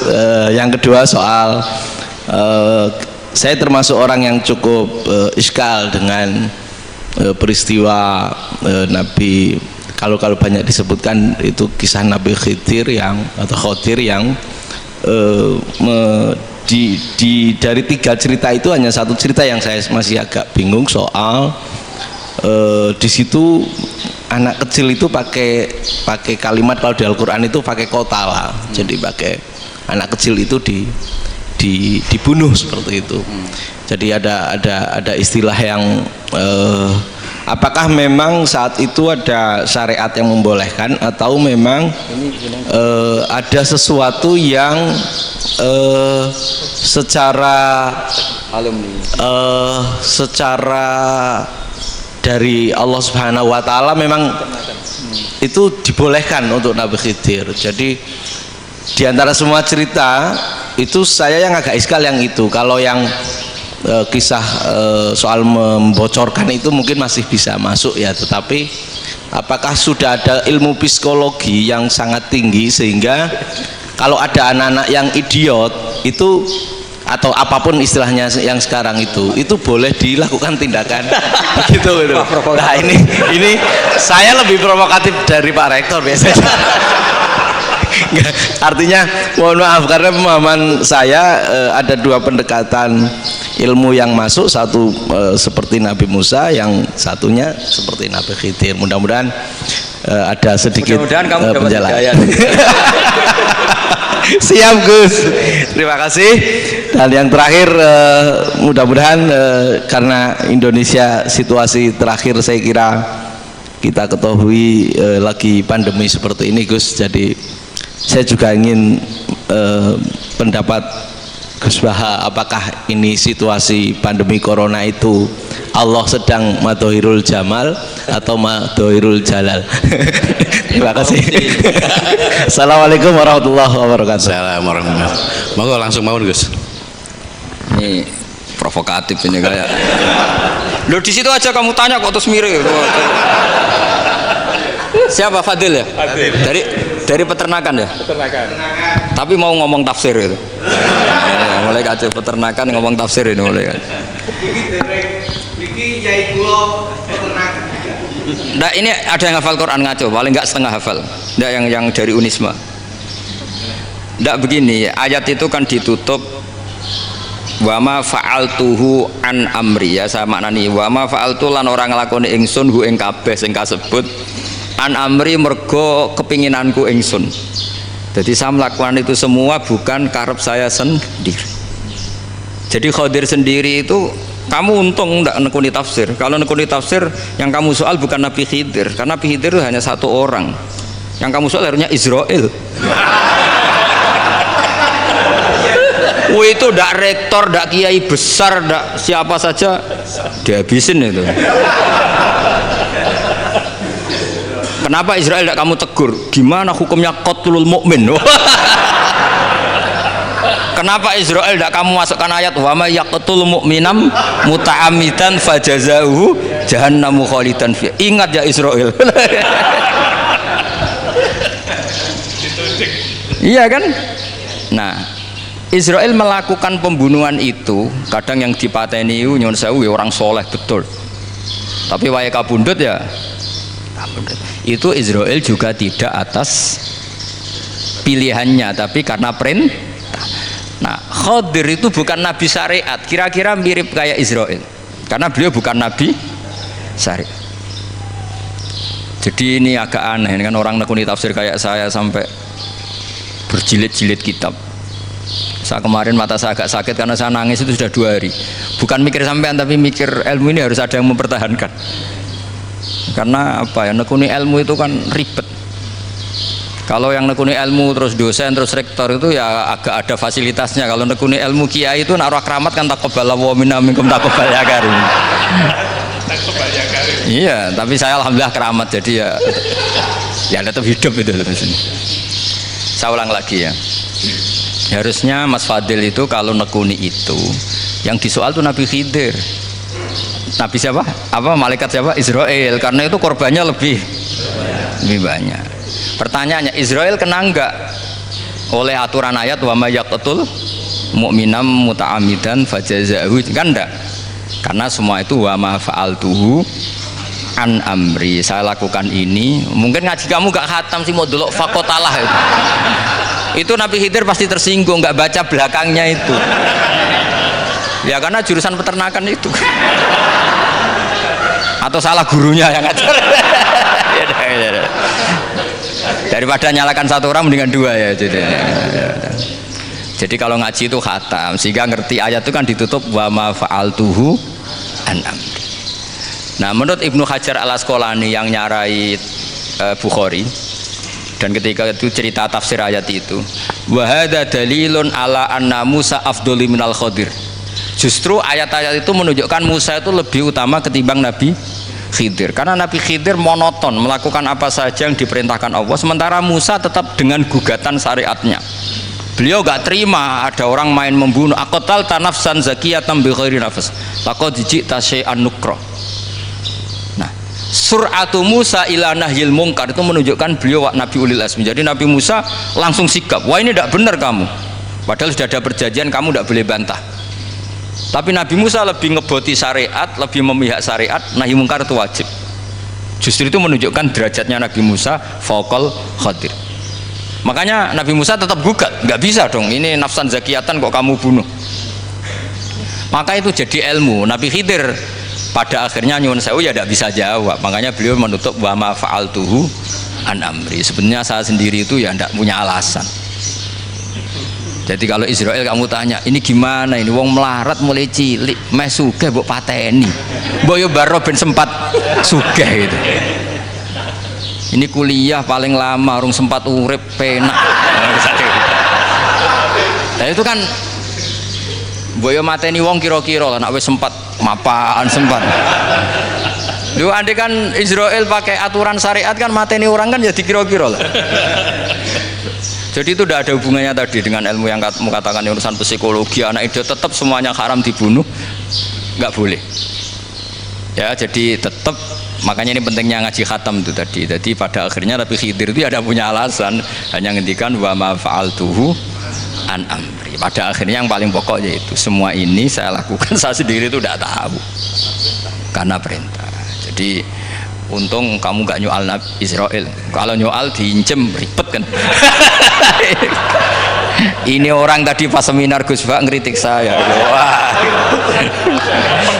Jadi itu pinter kamu, yang kamu soal Nabi Khidir ya, jadi enggak itu. Ya kalau nyoal Israel resiko tinggi itu, resiko tinggi. Tapi yang jelas gitu ya, makanya tradisi pesantren seperti ini harus terus, karena yang punya tradisi khatam. Saya tuh kalau ngaji kitab tidak khatam tuh tersiksa, karena tadi kadang-kadang yang depan-depan tuh tidak jawabannya di belakang. Tadi wa ma fa'altuhu an amri. Dari kata wilu malam tasti alaihi sobro. Jadi ya sudah kira-kira seperti itu.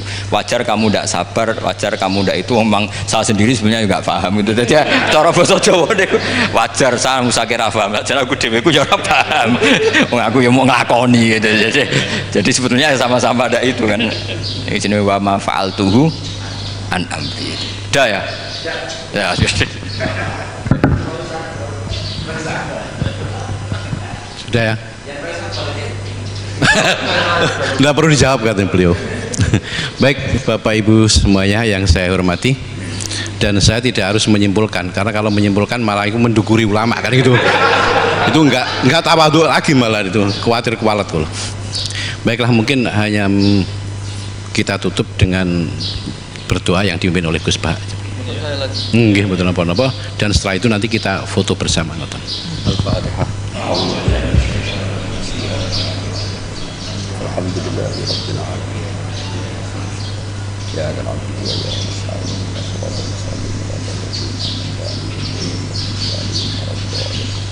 Nahmaduka ya ghafur ya syakur wa salli wa sallim ala sayyidina Muhammad wa ala alihi wasallam ajma'in. Allahumma ij'alna mutawaddina fika mutahabina fika mutabadilina fika mutanasirina. Waj'alna ya Allah mimma yaj'aluka samadana wa maqsudana. Fardo anna ya Allah lakal hamdi ya radita lakal hamdi fa'tarida lakal hamdu hatta tarda la nufsi thanana alika anta kama atita ala nafsi. Allahumma ya ilahana bi jail basir Muhammad sallallahu alaihi wasallam ij'alna ya wa min khiyari ummati ij'alna mimman yuqimu hadzal din wa mimman yakhtumuhu wa yansuruhu waj'al ya Allah himmatana fi haditan ila kalimatikal ulya fi anmika fatimika assalamah wal afiyah fid dunya wal akhirah. Rabbana atina fid dunya hasanah fil akhirati hasanah wa qina adzabannar. Sallallahu alaihi wasallam Muhammad sallallahu alaihi wasallam. Subhana rabbika rabbil izzati amma yasifun wa salamun alal mursalin walhamdulillahi rabbil alamin.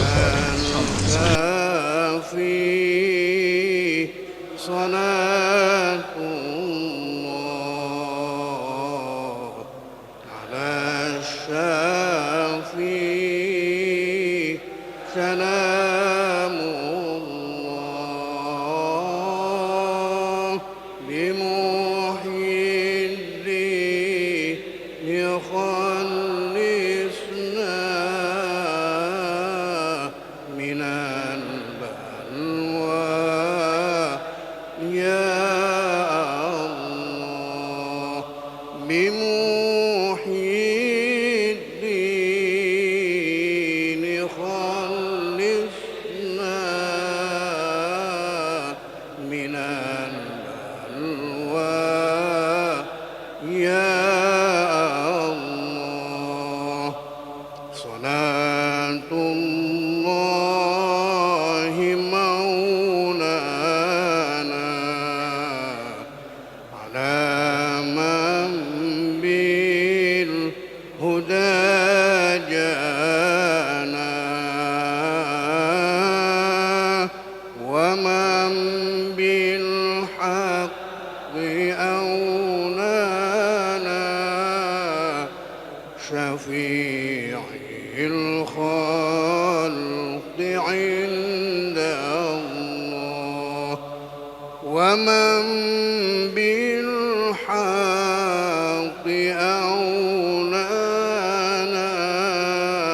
أولانا شفيع الخلق عند الله على الكافي صلاة الله على الشافي سلام